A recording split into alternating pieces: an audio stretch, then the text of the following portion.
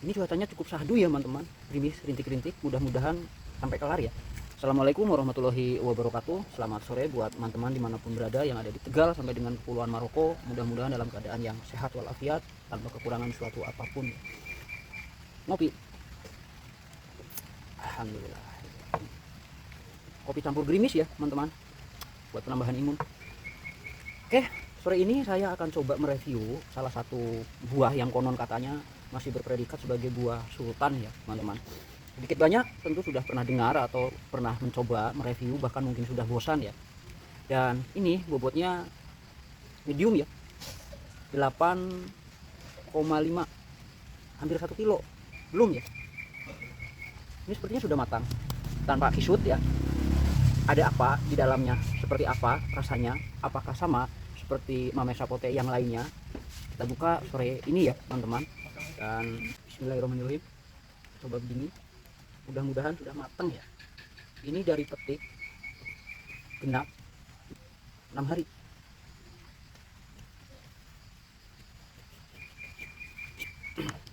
Oke, warnanya seperti apa? Oke, masih keras daripada jatuh. Nah, ini dia ya teman-teman, dia tidak terlalu merah, agak orange. Tuh, ada hitam di kanan kiri. Kita coba dulu rasakan. Ini sedikit menetes percikan gerimis ya, jadi nambah eksotis, nambah suasana jadi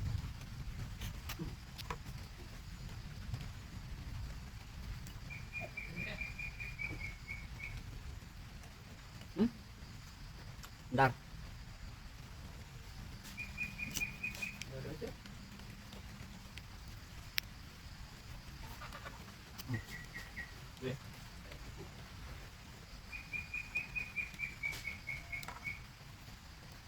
Bismillah lagi.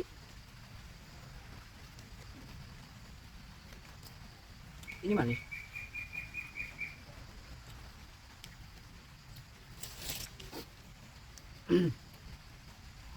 Jadi ini ya, saya ceritakan ini 1, 2 ya. Bijinya ada 2.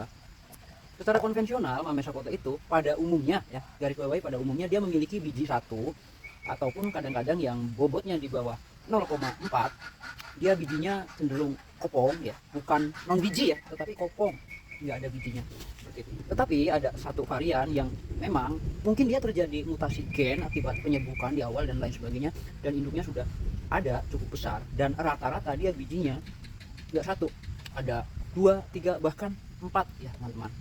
Dan untuk rasanya, sekali lagi, tentunya ini keterangan non pembibit ya teman-teman, jadi kita harus berusaha untuk seobjektif mungkin.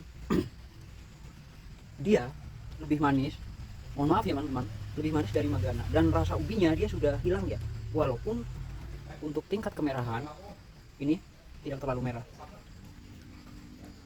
Buat teman-teman yang sudah pernah mengkonsumsi sesuatu yang disebut dengan kaiwes buah bulat, rata-rata ya rujukan warna buahnya dia ke sana seperti itu. Rasanya keren, tidak berserat, dan rasa ubinya atau rasa labu kuningnya dia sudah nggak ada teman-teman. Dan tentang karakter daunnya, nah ini iya, jadi tidak Magana, tidak pula varian daun lengkung ya. Bukan sejenis lorito atau kiwes, atau bukan sejenis lorito atau semisal Havana atau spesial ya teman-teman. Belibet, takut ini turun hujan. Dan di edisi kali ini saya tidak mau menarasikan ini jenis A atau B atau apapun ya, hanya semata-mata kita cocok logi berdasarkan literasi. Semisal beberapa tahun yang lalu sempat agak-agak ramai ada yang ngetek sebuah varian mame sapote dengan jenis sesuatu yang memang keren, yang buahnya cukup besar dan lain sebagainya, di tag namanya jenis itu dengan tujuan-tujuan tertentu yang intinya buat mendongkrak sebuah penjualan ya. Ada Tajumal ya, boleh ada jejak digitalnya ya, bahwasanya Tajumal itu di negara asalnya untuk level sebuah sawok ya, dia bisa tembus 4 kilo lebih ya. Tapi di Indonesia, kalau kata siapa namanya, Kang Usep, penjual jeruk, belum ada ya. Ada pun hanya di beberapa titik dan mungkin belum diperbanyak. Lalu disamakanlah, dicocok logikan demi keuntungan tertentu seperti itu. Jadi kembali lagi ke sini ya teman-teman, ini bukan Magana, juga bukan seri daun lengkung yang agak-agak baru ya, misal Viejo sekalipun, bukan ya. Lagi ini karakternya ya mirip Kaiwes buah bulat atau Kiwes buah bulat yang mirip ini. Dan rasanya ini tidak mengecewakan, sumpah.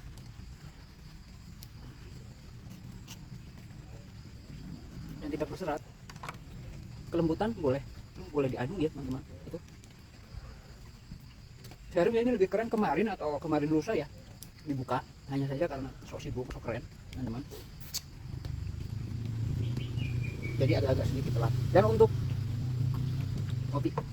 Dan untuk jejak digital lainnya sebenarnya saya sudah beberapa kali posting dalam bentuk video ataupun gambar ya tentang varietas ini yang dari tahun ke tahun dia memang bijinya cenderung stabil, artinya identik, bijinya lebih dari satu ya, dominan 2, 3, dan bahkan ada yang 4 seperti itu.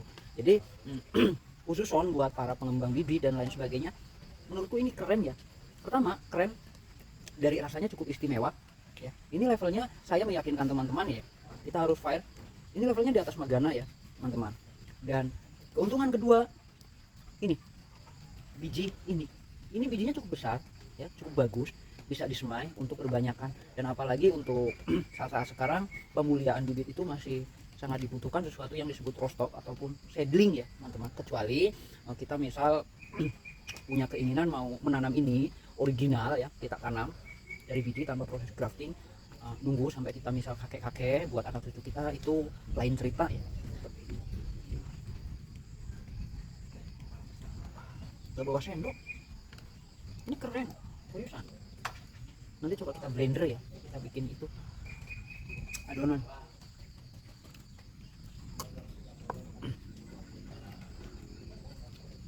Coba teman-teman ya, bandingkan dengan varian teman-teman yang mungkin sudah ditanam ataupun sudah dipanen ya, khusus Mame Sapote, dalam artian bandingkan ya.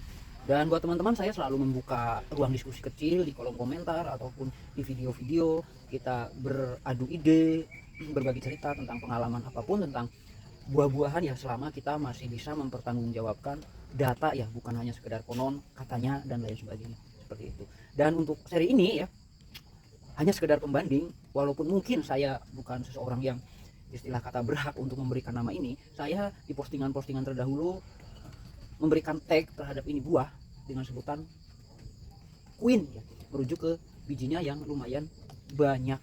Mengenai bobot buah teman-teman nggak usah khawatir ya. Ketika pohon itu subur dan lain sebagainya, nutrisi cukup, dia bisa tembus di atas 1 kilo atau 1,5 ya teman-teman.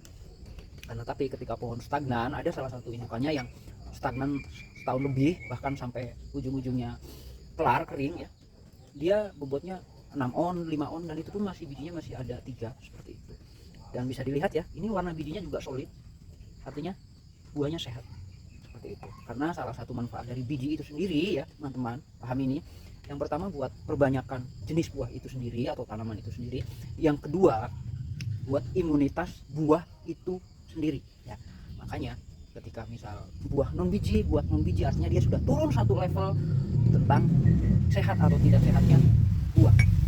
Seperti itu ya teman-teman. Silahkan ya simpulkan sendiri tentang apa-apa yang saya sampaikan di sini. Cari sumber lain biar tidak tersesat dengan apa-apa yang saya sampaikan. Semangat menanam, sehat selalu buat teman-teman dimanapun berada. Terima kasih. Wassalamualaikum warahmatullahi wabarakatuh.